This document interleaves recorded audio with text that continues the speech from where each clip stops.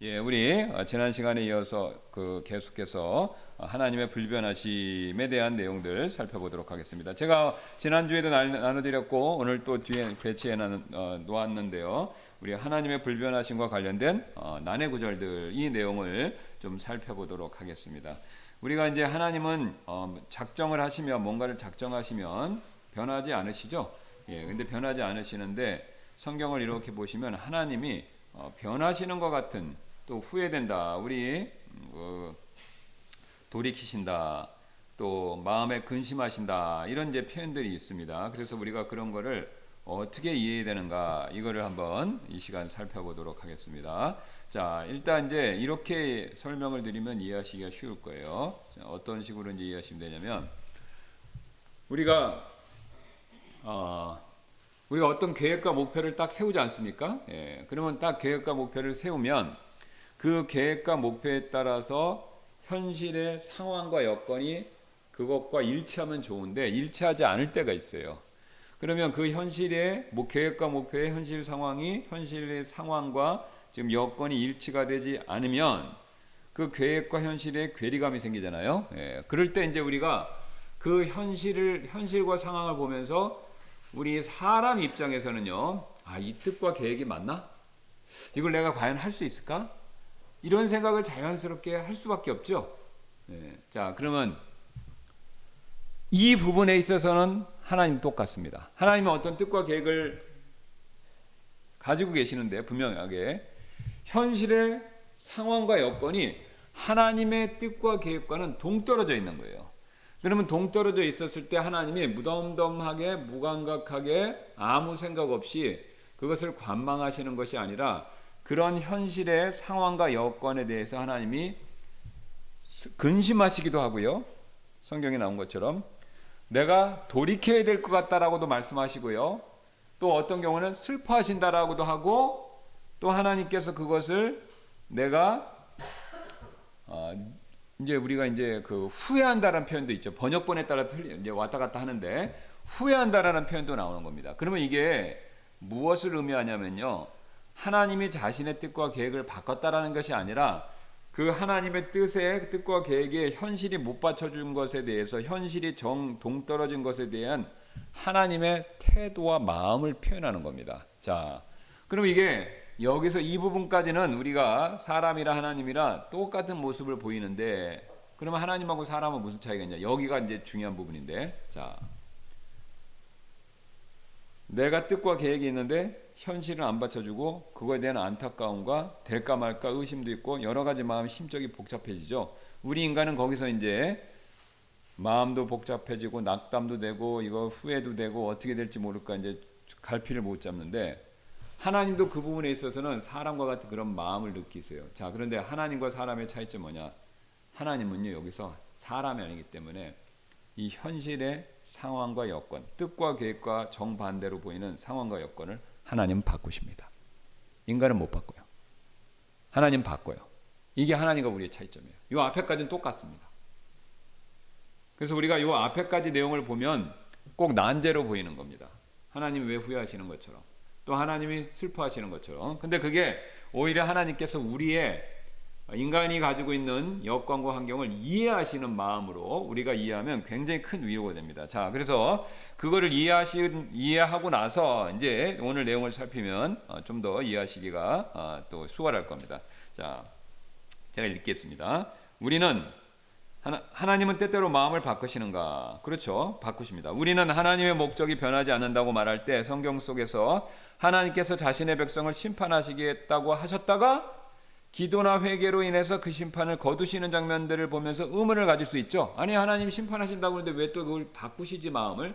물론 심판을 유예하는 것은 우리한테 유익이지만 하나님의 뜻과 계획이라는 목적에 놓고 봤을 땐 위배되고 배치되는 거잖아요. 그렇죠? 예. 그러니까 우리가 그런 걸 보면서 하나님의 뜻과 계획을 세워놨다고 하시면서 그걸 왜 바꿀까? 그래서 의문을 가질 수 있습니다. 예를 들어서 모세의 중보기도로 이스라엘 백성이 멸망해서 구원받은 사건, 히스기야가 생명이 15년 연장된 사건, 그리고 니느웨 사람들이 회개했을 때 하나님께서 예고하신 심판을 내리지 않은 사건 등. 그러면 하나님이 이거 갈피를 못 잡고 하나님이 왔다 갔다 하시는 거 아니냐, 사람들처럼 흔들리느냐 이렇게 생각하는데 그렇진 않은 겁니다.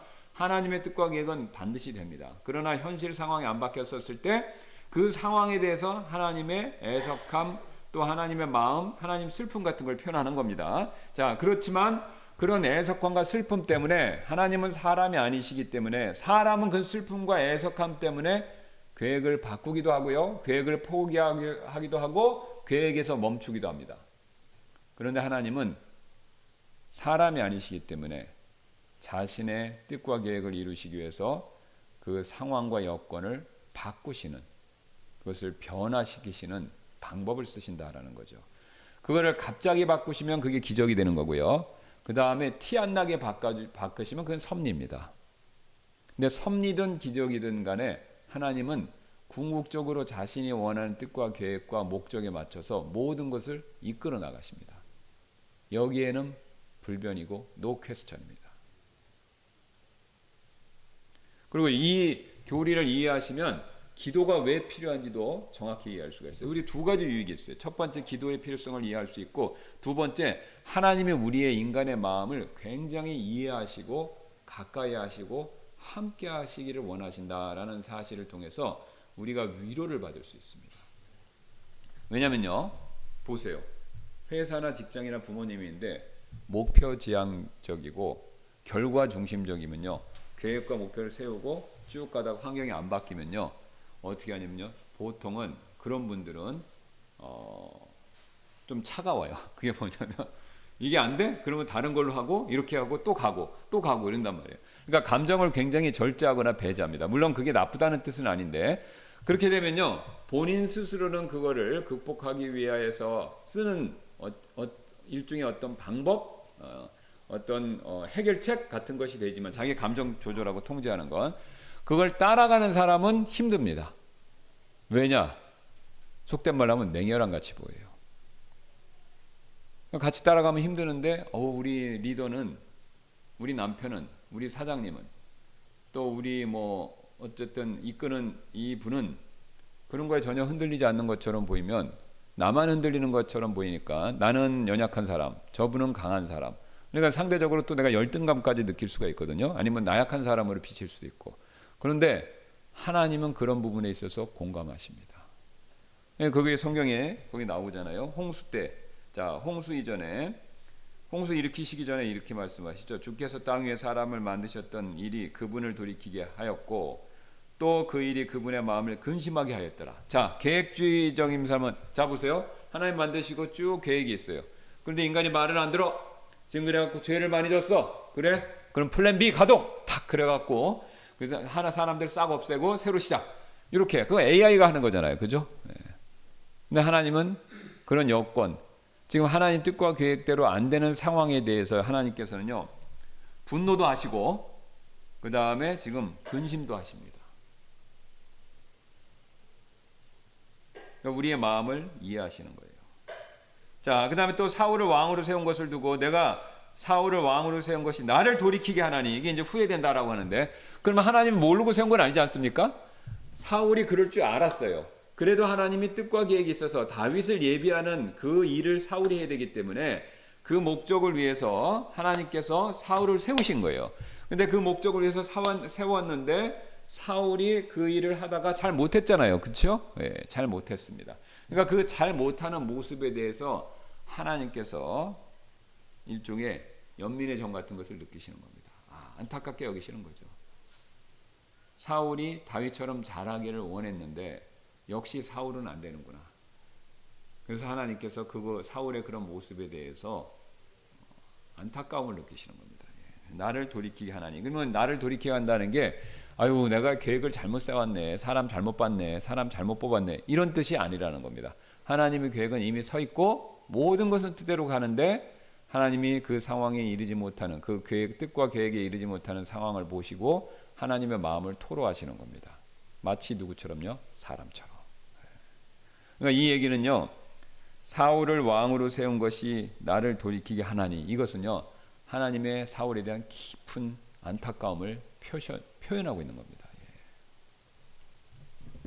자, 그에 비슷한 얘기가 나오죠. 예수님께서 가룟 유다가 마지막에 자기를 배신하실 때 뭐라고 불렀습니까? 호칭을 친구요. 친구요. 배신하는데 알고 있었잖아요. 예. 배신하고 있었고 알고 계셨고 배신하고 있는데 친구요. 그럼 뭘 의미하냐면요. 목표 지향적이었다면 예수님이 그런 얘기를 하실 필요가 없었겠죠. 근데 그럼에도 불구하고 가룟 유다에 대해서 안타까움을 느끼신 겁니다. 결국 궁극적으로는 사랑이죠. 예. 자, 그래서 하나님의 뜻이 바뀐 것이라고 봐야 되느냐라고 했을 때 아니다라는 겁니다. 자, 이 모든 사례들은 그 순간의 상황에 대한 하나님의 현재적인 태도와 의도를 진실하게 표현하는 것으로 우리가 이해해야 된다 이겁니다. 예, 하나님의 마음을 담은 거예요. 뜻과 목적이 바뀐 게 아니라 하나님의 마음을 표현한 겁니다. 자, 그래서 상황이 바뀌면 하나님께서 나타내시는 태도나 의도의 표현도 달라지는 것은 당연합니다. 그래서 이는 하나님께서 서로 다른 상황에 대해서 서로 다르게 반응하신다는 걸 의미하죠. 그러니까 지극히 하나님은 우리 사람과 가깝다라고 얘기할 수 있습니다. 우리가 보통 하나님은 냉철하다. 더 노골적으로 말씀드리면 하나님이 어떤 면에서 냉혈한 같으시다. 이렇게 우리가 기계적으로 막 차갑게 느끼는 면이 있는데 절대로 그렇지 않습니다. 하나님은 자신의 뜻과 계획이 이루어지는 과정에서의 모든 상황에 대해서 자신의 감정과 마음을 가지고 계시고 그것을 성경은 적극적으로 그것을 표현해서 보여주고 있다는 거죠. 자, 그래서 요나가 느느웨에 가서 설교한 사건 한번 생각해 보겠습니다. 하나님은 느느웨의 악을 보시고 요나를 보내서 이렇게 선포하게 하셨죠. 요나가 그 도시로 들어가 하룻길을 다니며 그가 외치며 이르되 아직 40일이 있으나 그날이 지나면 니느웨가 무너지리라. 지금 니느웨가 무너지는데 40일 기회가 있다는 거죠. 그럼 무엇을 의미합니까? 회개하면 40일 안에 회개하면 니느웨가 무너지지 않는다. 이거를 지금 전제로 얘기하고 있는 거죠. 지금 요나가 선포하는 것은 니느웨가 망할 것이다라는 것을 얘기하는 게 아니라 회개하라는 겁니다. 40일 안에 회개해야 된다. 그래야 하나님의 심판이 임하지 않는다. 이건 경고죠. 예, 저주가 아니라. 자, 이 경고 속에는 사람들이 회개할 경우 하나님께서 심판을 거두실 가능성이 사실상 암시되어 있습니다. 경고의 목적 자체가 회개를 이끌어내기 위함이죠. 자, 실제로 사람들이 회개하자 상황이 달라졌고 하나님은 그 변화된 상황에 맞게 다르게 또 반응하시죠. 3장 요나서 3장 10절.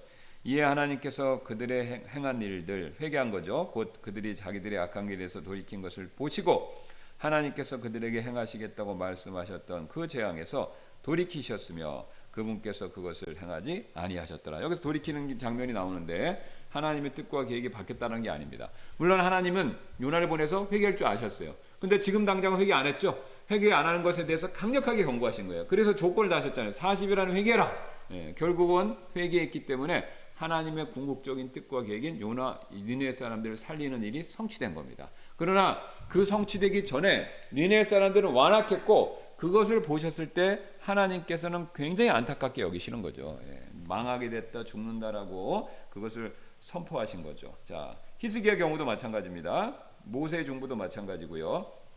그럼 여기서 이제 우리가 기도라는 것이 끼어들 틈이 생기는데요. 자, 다시 한번 설명을 드리겠습니다. 하나님의 그 뜻과 계획은 고정돼 있어요. 이건 불변입니다. 근데 현 상황과 여건은 그거와 정반대가 되는 경우가 많아요. 사실은 거의 대부분이죠. 우리의 삶에서. 그럼 이게 정반대인 상황에서 하나님께서 우리 사람은 상황이 계획과 정반대니까 낙심, 원망, 그 다음에 멈춤, 포기 이걸로 가지만 하나님은 이 상황을 바꾸신다고 그랬죠. 그러면 이 상황을 바꿀 때 하나님이 바꾸시는 수단으로 사용하는 것 중에 하나가 뭐냐면 기도입니다.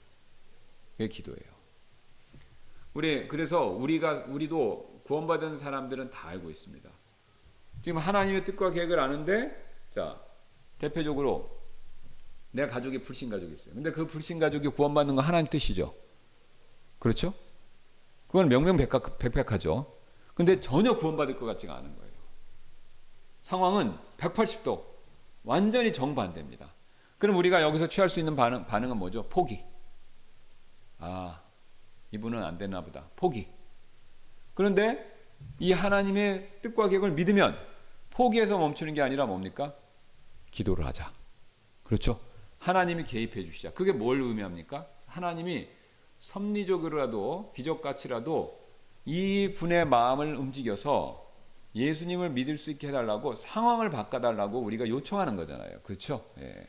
그러니까 기도가 자연스럽게 나오는 이유가 바로 뭐냐면 하나님이 상황을 바꿔주실 것을 촉구하는 거죠. 촉구. 예. 촉구하고 그것을 하나님 앞에 요청하는 겁니다. 예. 그래서 여기서 기도에 대해서 굉장히 중요한 내용을 우리가 한 가지 배울 수 있는데요. 자, 기도는요, 이거 굉장히 중요합니다. 기도는 내가 하나님의 뜻과 계획과 상관없이 내가 원하는 것을 달라고 하는 게 아니에요. 그런 기도는 거의 응답이 안 됩니다. 하나님의 뜻과 계획에 근거해서 이 상황을 바꿔주세요. 그래, 그게 응답받는 기도예요. 근데 이거 뜻과 계획과 무관하고 난 그거 신경 안 써.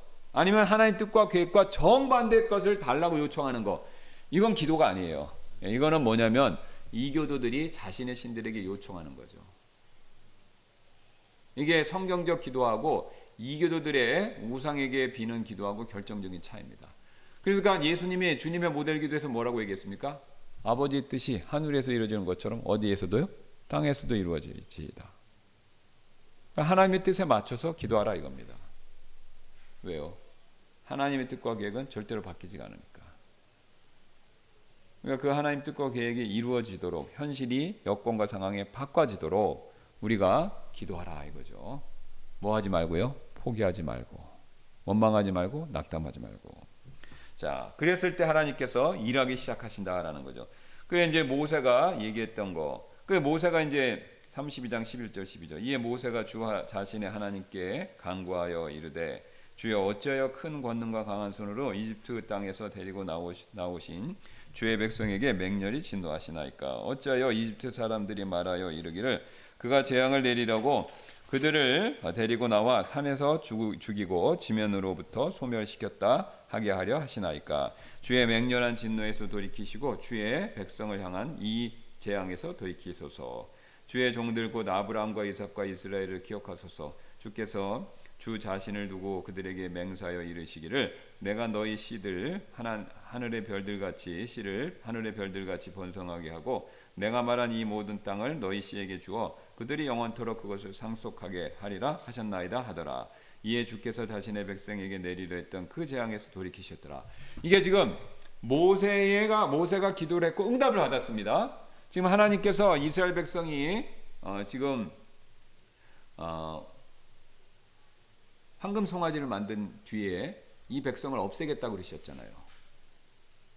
그러니까 이제 이 백성 없애고 너로부터 새로 민족을 만들겠다. 네. 그런 식으로 하나님 생각하셔서 없애겠다. 그러니까 모세가 뭘 청원했냐면 하나님의 뜻과 계획을 가지고 요청을 한 거지 않습니까? 하나님 뜻과 계획이 뭡니까? 아브라함에게 약속하신 것을 이루신다는 거죠. 그래서 아브라함에게 아브라함에게 약속한 것을 이루셔서 하나님이 영광 받으시라는 겁니다. 그런데 그것에 반하게 하나님이 행동하시면 이 하나님의 약속, 신실하심을 스스로 깨시는 거고 하나님께 영광이 안 된다라는 겁니다. 왜요? 이스라엘 백성 끌고 와서는 결국은 다 죽이면 하나님이 뭡니까? 능력이 없는 거죠. 그러니까 하나님의 영광과 아브라함에게 하신 약속을 하나님이 어기시는 거니까 하나님은 그렇게 하시면 안 됩니다라고 요청을 한 거죠. 그러니까 하나님이 그걸 들으시죠. 왜요? 하나님의 뜻과 계획에 맞춰서 일하시도록 모세가 촉구했기 때문입니다. 그러니까 모세가 기도를 잘해서가 아니라 하나님의 영광과 하나님의 뜻과 계획에 대해서 강렬하게 호소를 했기 때문에 그렇습니다. 그러니까 우리의 모든 기도는요, 모세가 방금 본보기를 보여준 것처럼 하나님의 영광과 성경에서 말하는 하나님의 뜻과 계획에 맞춰서 간청 간구를 해야 하나님이 들어주십니다. 이게 핵심이에요. 그러니까 예를 들어서 재정적으로 복을 주세요. 이렇게 하면요, 그건 글쎄입니다. 그런데 재정적으로 복을 주시고 그 복 주신 것을 사용해서 제가 청지기로서 하나님께 영광을 돌릴 수 있게 해주세요. 또 아니면 그것을 하나님의 일을 위해서 사용할 수 있는 제가 그런 사람이 되고 싶어요. 그러면 이게 어떻게 되는 겁니까? 이건 하나님 들으시는 기도죠. 이건 하나님 들으시는 기도입니다. 그래서 제가 자주 말씀드리는 설교 예화에 쓰는 간증들은 다 그런 내용들이에요. 그렇죠? 내가 부자가 되겠다? 하나님은 그거를 안 들어주세요. 아니면 있는 것도 가져가시고. 그러나 그 부를 하나님의 영광을 위해 하나님의 영광을 드러내는 데 내가 쓰겠다. 그 다음에 또 구체적으로 하나님의 영광을 드러내는 일을 위해서 선교라든가 또 교회라든가 구제라든가 기타 등등, 그죠? 할 일이 많지 않습니까? 예. 어떤 특별한 사역을 위해서 제가 그걸 헌신하겠습니다. 그러면 하나님이 그것을 들어주시는 겁니다. 예. 하나님이 그걸 들어주시는 거예요. 수요일날 제가 말씀드렸던 것처럼 이게 안 되고요. 하나님의 뜻과 계획에 맞추지 않고 내 필요에서 맞춰서 하는 기도는요, 사실 우상 숭배입니다. 이게 우상 숭배예요. 그게 이스라엘 백성들이 바알한테 풍요를 빌었던 거랑 똑같은 거예요. 자, 이스라엘 백성은요, 바알이든지 하나님이든지 농사가 잘 되기를 바랬어요. 그건 뭐 불변이죠. 그렇죠? 그런데 왜 여호와께는 바라지 않고 바알에게 바랬습니까? 농사의 풍성함, 농사를 통해서 부유해지는 것에 목적이 달랐기 때문에 그렇습니다. 그들이 정말로 하나님께 영광을 돌릴 목적이었으면요, 농사의 복을 달라고 하나님께 간청했겠죠.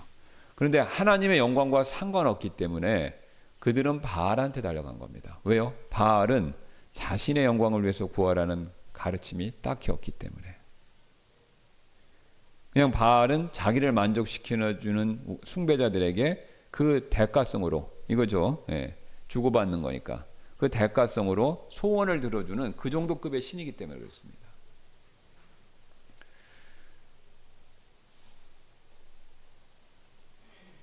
그래서 하나님께 우리가 응답받는 기도는 뭐냐?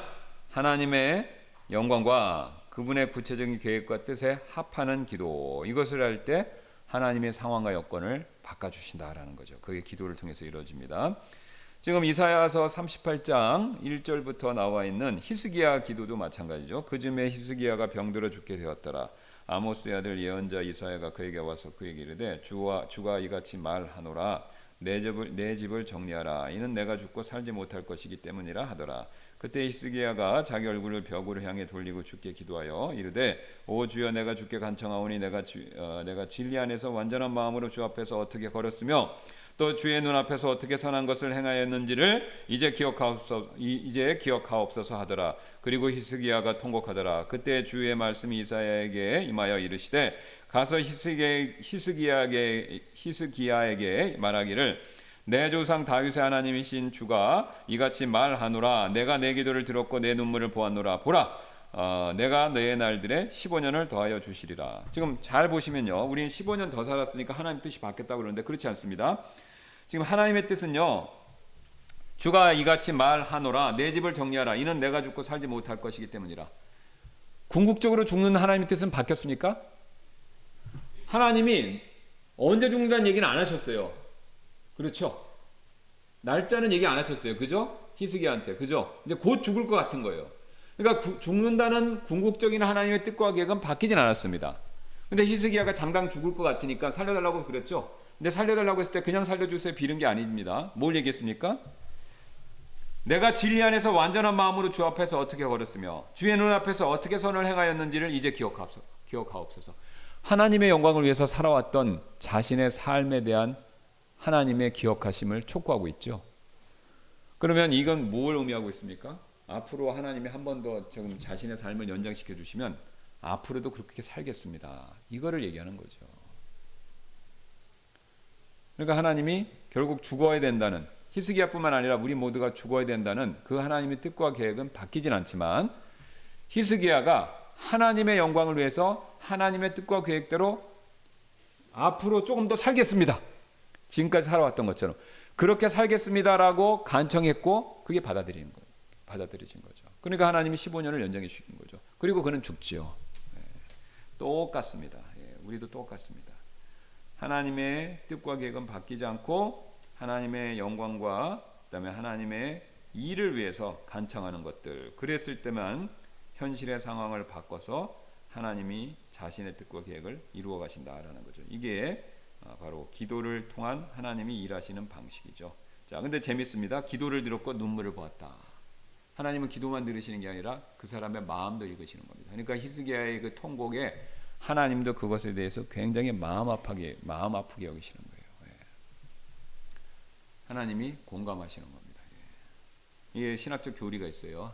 하나님께서 우리의 감정적으로 공감하신다는 그런 가르침이 있습니다. 왜냐하면 하나님은 우리의 슬픔에 대해서 같이 슬퍼하시기 때문에 그렇죠. 우리의 안타까움에 대해서 같이 안타깝게 여기시고, 뭐 예수님 보시면 아는 거죠. 나사로 죽은 나사로 보시고 우셨지 않습니까? 우는 신은 없죠. 하나님만 우리의 슬픔에 대해서, 우리의 감정에 대해서 공감하시는 거죠. 자, 그 다음에 하나님께서 사람을 지으신 것을 후회하시거나 사울을 왕으로 세우신 것을 후회하셨다는 표현 역시 다음과 같이 이해해야 합니다. 첫째, 하나님은 자신의 이전 행동 이후에 나타난 죄의 결과를 보시며 실제로 슬픔을 느끼셨다라는 겁니다. 실제로 슬픔을 느끼시죠. 그러나 동시에 둘째로 하나님은 이러한 일들이 결국 죄에 대한 심판을 통해 자신의 공의와 거룩함을 드러내는 장기적인 목적을 이루게 될 것을 알고 계셨죠. 그래서 따라서 이 말씀들은 하나님께서 실수하셨다거나 다시 시작할 수 있다면 인간을 창조하지 않거나 사울을 왕으로 세우지 않을 것이라는 그런 의미가 아니라는 거죠. 그런 의미가 아니라는 겁니다. 오히려 이것은 인간의 죄악됨에 대한 하나님의 현재적인 슬픔과 불쾌감, 이것을 표현하고 계신 겁니다. 자, 하나님의 과거 행동은 단기적으로 슬픔을 가져왔지만 장기적으로는 선한 목적을 반드시 이루게 되죠. 자, 이것은 마치 어떤 아버지가 자녀가 큰 고통을 겪게 될 길로 가는 것을 알면서도 더 큰 장기적인 선을 위해서 그것을 허락하는 것과 비슷합니다. 그 탕자에 비해 아버지 생각하시면 되죠. 아버지는 굉장히 지혜로운 사람입니다. 아버지는 알고 있었어요. 왜요? 탕자가 돌아오기 전부터 먼 곳으로 나가서 그 쳐다보고 있는 것을 보면요, 결국 아버지니까 아는 거예요. 탕자가 자기 아들 왜 모르겠습니까? 지금 말 안 듣지만 이거 돈 다 쓰고 올 것도 알았고 돈 다 쓰면 마음이 약해서 얘가 돌아올 것도 아신 거예요. 그래서 아버지는 이미 알고 있었기 때문에 허락한 겁니다. 왜요? 말로는 못 알아들으니까. 그래서 자기의 재산, 상당한 재산을 들여서 일부러 값을 치르게 해서 그 아들이 그를 겪게 하셔서, 그래서 되돌아오는 것을 아버지는 알고 허락을 해주신 겁니다. 하나님도 똑같습니다. 이 탕자의 아버지처럼 때때로 우리가 하나님께서 직접적으로 막으실 수 있지만 막지 않으세요. 네가 경험해보고 그것을 알 수밖에 없다라고 하나님께서 그렇게 생각하시기 때문에 그렇죠. 그러니까 우리가 사실은 신앙생활 하다가 어려운 일을 겪는 건요, 하나님이 매몰차거나 몰인정하거나 우리를 버리시기 때문이 아닙니다. 말로는 안 들을 줄을 아시기 때문에 그럼 네가 경험해보고 돌아와라, 이런 뜻으로 하나님이 허락하시는 거죠. 그런데 하나님은 우리의 그런 상황과 여건을 보시면서 매우 고소하다라고 생각하시는 게 아니라 안타깝게 여기시는 겁니다. 굉장히 유감으로 생각하시는 거예요. 굉장히 유감으로. 안 그랬으면 좋을 텐데 그러니 참 안타깝다, 이렇게 생각하시는 거죠. 그러나 하나님의 뜻과 계획은 바뀌지 않는다라는 것이죠. 그것은 바뀌지 않습니다. 자, 그래서 하나님의 불변성의 중요성, 이걸 살피고 빨리 살피고 마무리하도록 하겠습니다. 하나님이 변할 수 있다는 것은요, 더 좋아지거나 나빠진다라는 방향으로 바뀐다는 건데, 그렇게 되면요, 하나님이 더 좋아질 수 있다면 우리가 처음 하나님을 믿었을 때 그분은 최고의 존재가 아닌 거죠. 스스로 존재하는 자라는 타이틀, 왕이라는 타이틀이 박탈당하는 겁니다. 왜? 진화론처럼 하나님이 점점 좋아진다? 있을 수 없는 거죠. 그렇죠? 그러면 점점 좋아지는 게 아니면 점점 나빠지는 건데, 그럼 우리가 하나님 절대 신뢰할 수가 없어요. 자, 우리가 지금 AI를 만들고 AI의 혁명이 되고 사람들이 AI를 쓰면서도 AI를 두려워합니다. 왜 그렇죠? AI가 막강한 힘을 점점 갖고 있는데 얘가 악해질까 봐. 그렇죠? 악해진다는 건 에러가 생길 수도 있고, 아니면 그걸 조종하는 사람이 어떤 그런 프로그램을 넣을 수도 있고, 악하게 쓰게. 그렇죠? 사적 이익을 위해서. 그렇죠? 그러니까 AI가 지금보다 선해야 되는데 이 AI라는 존재가 우리보다 힘이 세잖아요. 지적인 면에서. 이 AI가 악해져 버리면, 나쁜 쪽으로 가면 그건 재앙이죠. 하나님을 생각해 보세요. 하나님이 최고로 선하시고 최고의 능력이신데 이분이 나빠진다? 그러면은 미래가 보장이 안 되는 거죠. 우리는 일단 구원 흔들립니다. 그리고 이 세상에 존재하는 것도 여부도 우리 맨날 걱정해야 돼요. 내일 아침에 과연 태양이 뜰 수 있을까? 하나님은 변동이 심한데 바알처럼. 맨날 빌어야 되는 거예요. 그러니까 자연을 신으로 섬기면요 불안해요. 그러니까 항상 자연을 우상으로 섬기면요, 창조물의 특징은 뭡니까? 변한다는 겁니다. 그러니까 창조물을 우상으로 섬기면요, 그걸 창조물을 신이라고 믿으면요, 항상 변하는 걸 관찰하기 때문에 항상 그 신을 달랠 수밖에 없어요. 그러니까 왜 용왕제 지냅니까? 왜 심청이 얘기가 나옵니까? 바다는 항상 잔잔하지 않기 때문에 그렇죠. 왜 하늘에다가 기우제를 지냅니까? 하늘은 항상 필요한 때 비를 내리지 않기 때문에 그렇죠. 그럴 수밖에 없습니다. 근데 자연물을 주관하신 하나님, 그분은 일정하신 거예요. 그러니까 일정하니까 우리가 안심할 수 있고, 안심할 수 있으니까 우리가 그분을 신뢰할 수 있는 거죠. 예. 이게 자녀들이 부모를 신뢰하지 못하는 이유 중에 하나가 뭐냐면요. 부모가 감정 기복과 상황에 따라서 일정하지 못하기 때문에 그렇습니다. 그렇잖아요. 그러니까 감정 기복이 심한 부모 밑에서 자란 아이들은요. 눈치를 봐요. 아빠 기분 좋으면 잘해주고 엄마 아빠 기분 나쁘면 뭐 화내고 막 벌 주고 그러니까 그거 맞춰서 눈치를 볼 수밖에 없는 거죠. 그러면 불안한 겁니다. 항상 우리도 그렇게 될 수밖에 없는 거죠. 자, 그래서 우리가 하나님이 불변하신다는 것이 우리가 하나님을 절대적으로 신뢰하고 평안도 누릴 수 있고 그 다음에 미래의 일에 대해서 예측도 가능하고 예수님 다시 오신다고 하는데 확실하잖아요. 그렇죠? 근데 예수님이 이게 왔다 갔다 하는 분이다? 그러면 안 올 수면 어떡하지? 그러면 이게 어떻게 되는 겁니까? 오늘 부활절인데. 그렇죠? 예. 이게 문제 되는 거죠. 자, 모든 약속이 흔들릴 수가 있는 거고 우리는 그러면 혼돈과 불신과 그 다음에 의심 속에 살 수밖에 없고 그럼 우리의 삶은요 엉망이 될 수밖에 없습니다. 엉망이 될 수밖에 없죠. 평안 이런 거 누릴 수 없습니다. 예. 확실함 이런 거 없어요. 그 다음에 신실함 이런 거 깨지는 거죠. 필요가 없으니까. 신실할 필요가 없잖아요. 하나님이 신실하지 않은데 내가 어떻게 신실합니까? 그러니까 하나님 외에 다른 종교를 믿으면요 신실함이나 거짓이나 정직 이런 게 이런 성품이 나올 수가 없어요. 이건 기독교에서만 가능합니다. 왜냐하면 하나님 불변성에서 나오는 거기 때문에.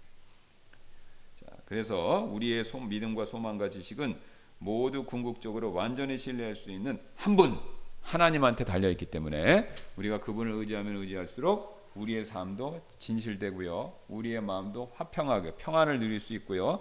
그 다음 우리의 소망도 굳건해질 수가 있습니다. 이게 최고의 우리에게 주시는 선물이죠. 이게 얼마나 큰 선물입니까?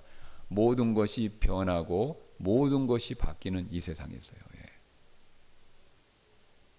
변하는 인간에게 있어서 축복이 될 수도 있지만 저주도 될 수 있습니다. 왜요? 변화가 항상 좋은 쪽으로 되는 게 아니니까. 그러나 항상 하나님은 불변하신다. 여기에 우리가 소망을 둘 수 있고 닷을 거기다 내릴 수 있다는 것이죠. 기도하고 마치도록 하겠습니다.